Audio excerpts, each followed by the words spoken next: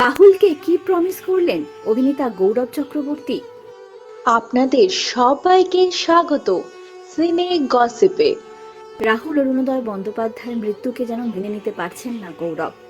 আজ তার সেই প্রিয় গাইড, প্রিয় অভিভাবককে হারিয়ে দিশেহারা অভিনেতা গৌরব চক্রবর্তী।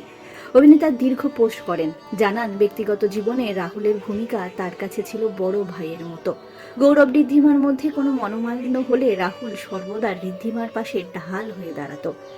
বন্ধুরা, অভিনেতা গৌরব চক্রবর্তী, ঋদ্ধিমা আর রাহুলের সম্পর্ক ছিল খুব গভীর। তাদেরকে দেখা গিয়েছে একসঙ্গে ভালো সময় কাটাতে, যেমন ঠিক খারাপ সময় রাহুল সব সময় পাশে দাঁড়িয়েছেন গৌরব আর ঋদ্ধিমার। আজকের দিনে সেই প্রিয় মানুষটা নেই, তাই তো দিশেহারা অভিনেতা গৌরব চক্রবর্তী।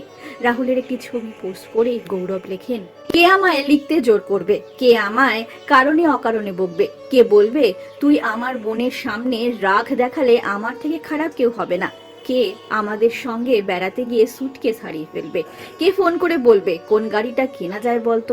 তোমার এই চলে যাওয়া মেনে নিতে বড়ই কষ্ট হচ্ছে রাহুলদা। শেষ মুহূর্তগুলো কতটা কষ্টে কেটেছে সেটা ভেবে ছটপট করছি প্রতিদিন। এটা ঠিক হলো না, এমন ভাবে সবকিছু শেষ হওয়ার কথা ছিল না। তার মধ্যে এত ধোঁয়াশা, এত মিথ্যা, এত গা ঢাকা দেওয়ার চেষ্টা, এত দায়িত্বহীনতার মতো বিবৃতি। আর ভালো লাগছে না। কদিন বাদে হয়তো সব শান্ত হয়ে যাবে, সবাই নিজেদের কাজে ফিরে যাবে, আমরাও। পৃথিবী চলবে পৃথিবীর মতো, কিন্তু এই ক্ষতিপূরণ হওয়ার নয়।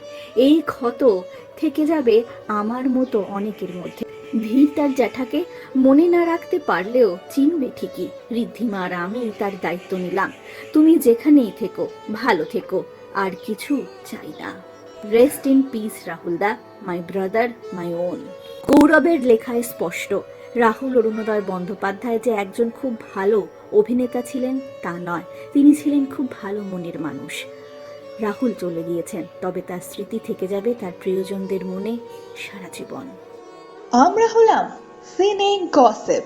জুড়ে থাকুন আমাদের সঙ্গে, সাবস্ক্রাইব করুন আমাদের এই ইউটিউব চ্যানেলটি।